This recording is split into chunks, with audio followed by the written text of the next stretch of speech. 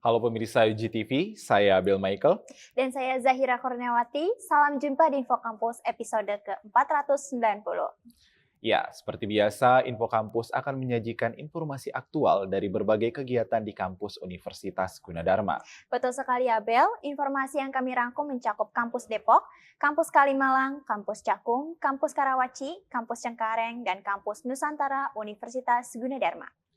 Info Kampus aktual seputar kampus Universitas Gunadarma.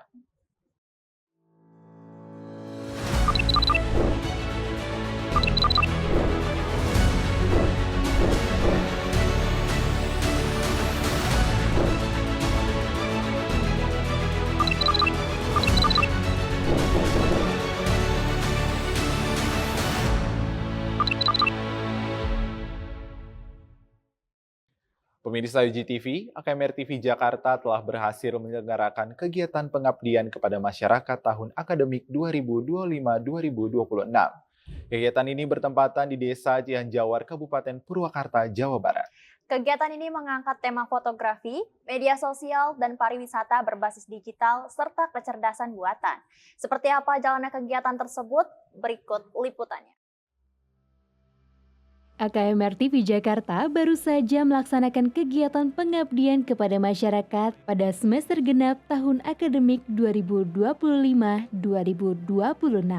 yang bertempatkan di Desa Cihanjawar, Kabupaten Purwakarta.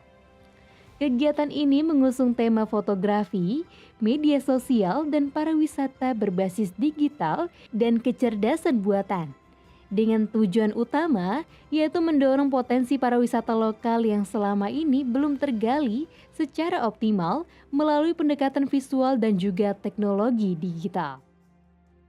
Hari ini, pagi yang baik ini, cuacanya cerah dan kita berada di Desa Cihanjawar, Kecamatan Bojong, Kabupaten Purwakarta, Jawa Barat untuk menyelenggarakan pengabdian kepada masyarakat yang diselenggarakan oleh para dosen AKMR TV Jakarta.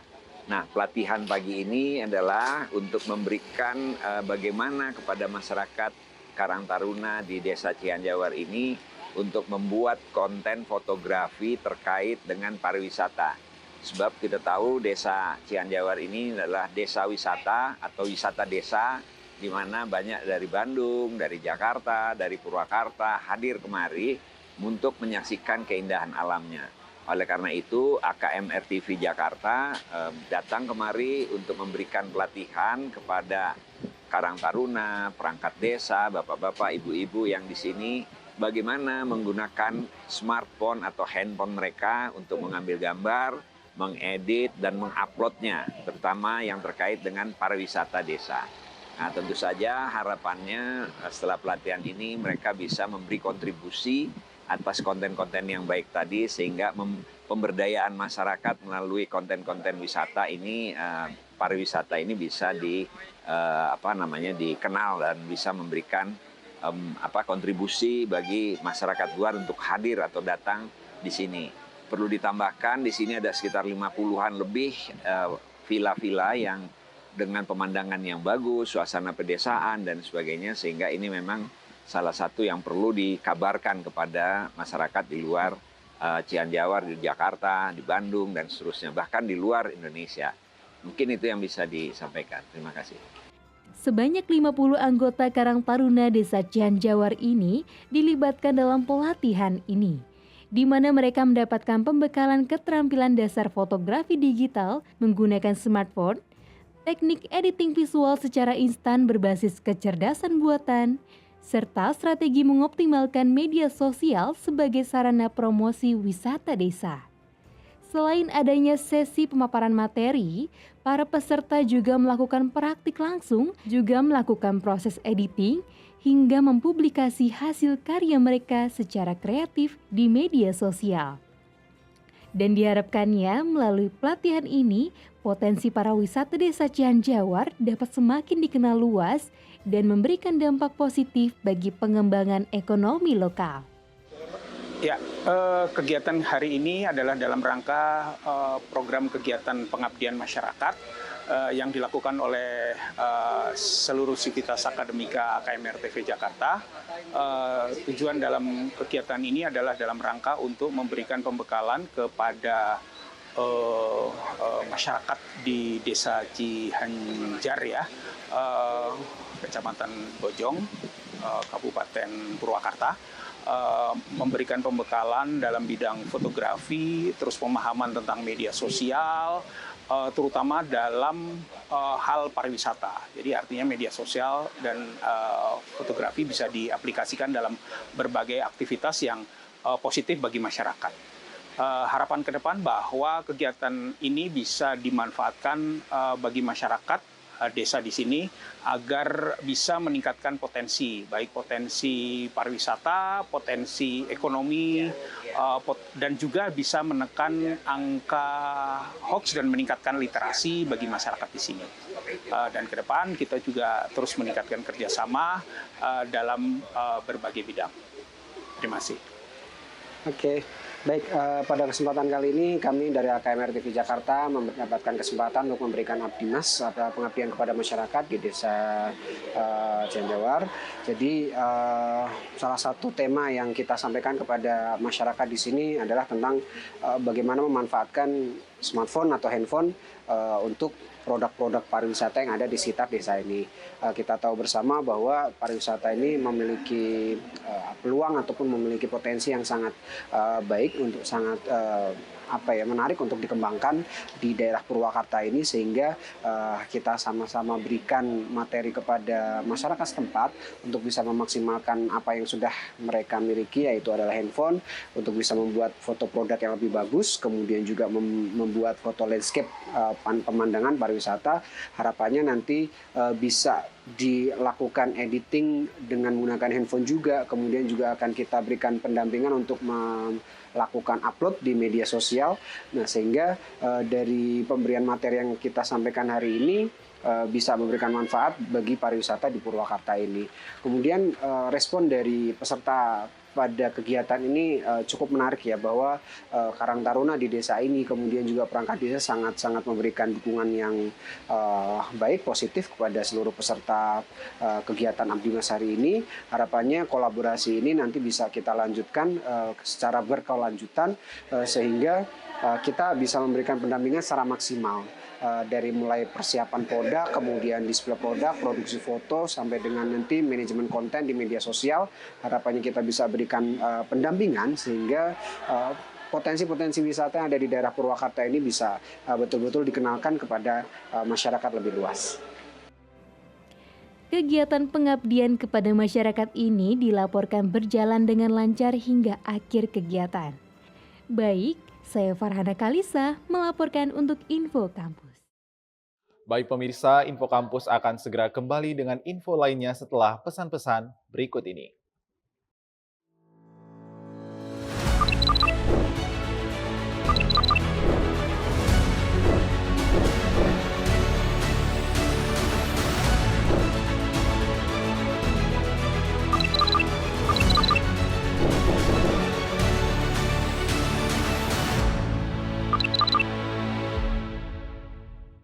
Pemirsa IGTV, jurusan Sastra Inggris dan Ilmu Komunikasi Universitas Gunadarma telah melaksanakan kegiatan pengabdian kepada masyarakat.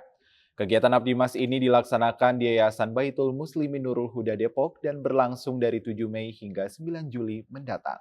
Kegiatan ini juga diikuti oleh dosen-dosen kedua program studi sebagai upaya untuk menunjukkan kontribusi nyata kepada masyarakat melalui penerapan ilmu pengetahuan yang dimiliki. Seperti apa jalannya kegiatan tersebut? Berikut liputannya. Baru-baru ini, Universitas Gunadarma dari program studi Sastra Inggris dan Ilmu Komunikasi melakukan kolaborasi dalam penyelenggaraan kegiatan pengabdian masyarakat atau Abdimas. Kegiatan Abdimas tersebut dilaksanakan di Yayasan Baitul Muslimin Nurul Huda Depok dengan tujuan sebagai salah satu wujud dalam Tridharma perguruan tinggi. Kegiatan ini melibatkan dosen-dosen dari kedua program studi tersebut sebagai upaya untuk memberikan kontribusi nyata kepada masyarakat melalui penerapan ilmu pengetahuan dan keterampilan yang dimiliki. Adapun bentuk kegiatan yang dilakukan, yakni pendampingan program intensif peningkatan kemampuan bahasa Inggris bagi siswa tingkat SD dan juga SMP. Program ini dirancang untuk membantu siswa dalam mengembangkan keterampilan berbahasa Inggris, baik secara lisan maupun tulisan, melalui pendekatan yang komunikatif dan juga interaktif, yang bertujuan untuk membangun kepercayaan diri siswa dalam menggunakan bahasa Inggris secara aktif dalam kehidupan sehari-hari. Program pendampingan ini sendiri dilaksanakan selama 14 pertemuan, yang dimulai pada tanggal 7 Mei 2025 dan berlangsung setiap minggunya hingga 9 Juli 2025. Sebenarnya untuk kegiatan di Abdi Mas ini yang paling utama agar anak-anak sebenarnya lebih familiar dengan bahasa Inggris, dengan mencoba menggunakan bahasa Inggris dalam keseharian, untuk speaking, untuk kepercayaan diri dia dalam practicing speaking English dalam sehari-hari bersama teman-teman. Lalu kalau untuk silabusnya selama 1 semester ini tentu aja kita masih fokus untuk ke speaking dan juga grammarnya, tapi kita dibalutnya dengan metode-metode yang lebih fun seperti games dan pemberian materi-materi yang lebih menarik untuk anak-anak.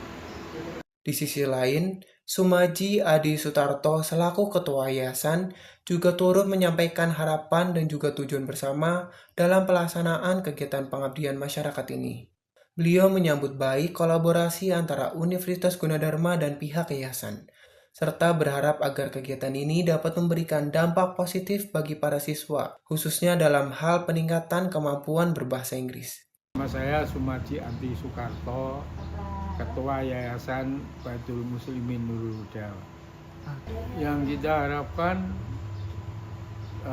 berawal dari tujuan yang sama, kita bisa memperoleh nilai tambah melalui kolaborasi ini. Gunadarma dengan pengabdian masyarakatnya, sementara yayasan ini punya program sosial bagi anak-anak, terutama menyiapkan anak-anak ini mempunyai kecerdasan berkomunikasi dalam bahasa Inggris untuk menyongsong ke depan sehingga mereka akan memperoleh posisi yang lebih baik dalam sekolah maupun dalam kehidupan sehari-hari. Kegiatan ini sebetulnya sudah mulai sejak yayasan itu berdiri, di mana pengabdian masyarakat Gunadarma telah membantu program kesejahteraan anak-anak ini di Masjid Nurul Huda. Dulu bahkan ada pelatihan bahasa Inggris, juga matematika. Jadi saya harapkan dengan demikian kita membekali pengetahuan yang lebih komprehensif bagi anak-anak kita, wabil khusus anak-anak yang orang tuanya kurang mampu mengikutkan anaknya di les-les yang ada. Jadi ini sifatnya menampung kelompok anak-anak termasuk ekonomi lemah bisa mengikuti menikmati pendidikan bahasa Inggris ini. Kegiatan pengabdian masyarakat tersebut berlangsung dengan antusiasme tinggi dari anak-anak Yayasan Baitul Muslimin Nurul Huda Depok. Mereka mengikuti materi pembelajaran bahasa Inggris dengan penuh perhatian dan memberikan partisipasi yang sangat aktif. Program ini tidak hanya menjadi wadah untuk berbagi keterampilan dan juga ilmu pengetahuan, akan tetapi juga sebagai langkah untuk mempererat hubungan antara Universitas Gunadarma dengan yayasan. Demikian laporan yang dapat saya sampaikan. Saya Budi Santosa beserta tim Info Kampus yang bertugas kembali ke studio. Baik pemirsa, Info Kampus akan segera kembali dengan info lainnya setelah pesan-pesan berikut ini.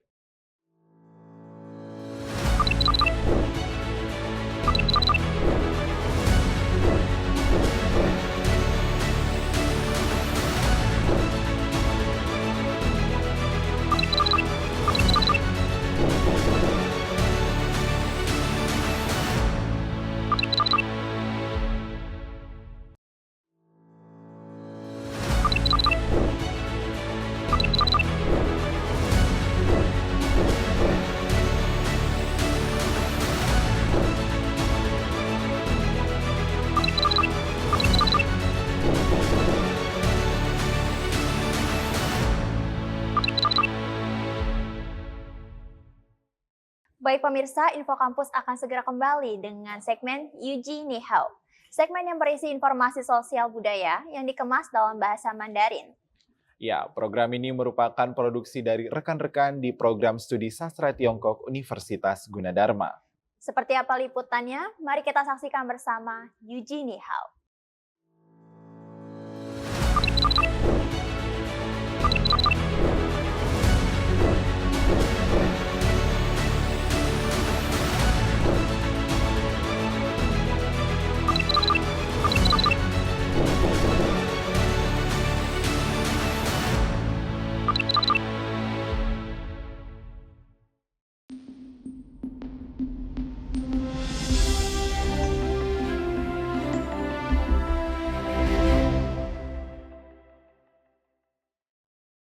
Pemirsa UJTV, senang sekali saya Elza Safitri dan saya Laras Dwi Alnisa dapat berjumpa dalam program Yuji Ni Hao episode 143 yang akan membahas seputar bahasa dan budaya Tiongkok. 观众朋友们您好，欢迎大家收看本期 Yuji Ni Hao， 我是方瑞欣， 我是I Elsa. Pemirsa UJTV, kali ini kita akan membahas salah satu festival tradisional Tiongkok yang dikenal luas dengan nama Festival Tongzhi. Festival ini sendiri dilaksanakan tiap tahun ya, lebih tepatnya saat titik balik matahari di musim dingin. Adapun perayaan festival ini juga berakar pada kalender lunar dan memiliki makna simbolis. Betul sekali. Makna simbolis dari Festival Tongzhi ialah untuk merayakan keseimbangan alam, keharmonisan keluarga, dan harapan keberuntungan. Adapun secara historis bahwa Festival Tongzhi dapat diartikan sebagai bentuk pentingnya hubungan manusia dengan alam maupun siklus kehidupan yang ada. Mari kita simak laporan dari Anissa berikut ini. 董这届是中国重要的传统节日之一，每年在冬至日庆祝。2024年的冬至节将于12月20日到来。这个节日起源于中国的农历，并具有深远的象征意义。这在庆祝自然的平衡、家庭的和睦，以及对来年好运的美好期望。冬至的意思是冬天到来，表示着一年中白天最短、夜晚最长的一天。从历史上看，冬至节表示为人类与自然关系的重要时刻，也是生命循环的重要节点。在中国哲学中，冬至与阴和阳的原则密切相关。这一天之后，黑暗阴开始减弱，光明阳逐渐增加。在2024年，冬至的庆祝活动仍然充满着浓厚的传统。庆祝活动中的一项主要活动是制作并享用汤圆一样甜汤煮的糯米球。汤圆象征着家庭的和谐与团圆。许多中国家庭住在一起共进晚餐，增进家庭关系，分享故事。此外，在一些地区，如中国北方，人们会享用饺子等美食，作为传统的一部分。流行的信仰认为，在冬至吃饺子可以保护身体免受冬季疾病的侵害。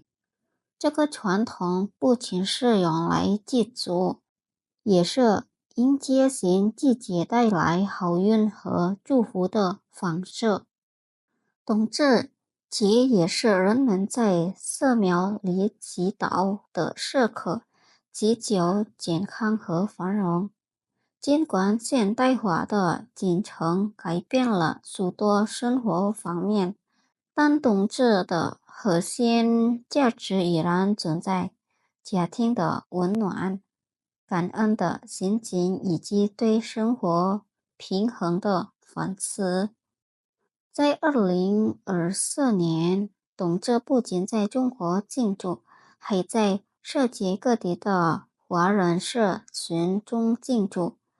这展示了古老的传统如何技术保持相关性，将年轻一代与他们的文化根源联系起来。在这个不断变化的世界中，冬至意识同点的到来，表示着一年从白天最短、黑夜最长的一天。历史上，这个节日被视为一个重要的时刻，用来提醒人们人族人一起生命、循环这一间的重要关系。 Tongzhi yang berarti datangnya musim dingin, menandai hari dengan durasi siang paling singkat dan malam paling panjang dalam setahun. Secara historis, festival ini dirayakan sebagai momen untuk mengingat pentingnya hubungan manusia dengan alam serta siklus kehidupan. Betul sekali. Dalam filosofi Tiongkok, Tongzhi juga berkaitan dengan prinsip Yin dan Yang, di mana kegelapan Yin mulai berkurang, sementara cahaya Yang perlahan-lahan meningkat setelah melewati titik balik matahari. 对啊，在中国哲学中，冬至也与阴阳的原则有关。自从黑暗阴开始减少，而光明阳在冬至后逐渐增加。Baik pemirsa UTV, saya Laras Dwi. Dan saya Elza Safitri. Kita akhiri Uji Nihao episode kali ini, kembali ke program Info Kampus. 好的，以上是我们预计你好的所有新闻内容。我是艾尔莎，我是方瑞欣，祝您拥有美好的一天。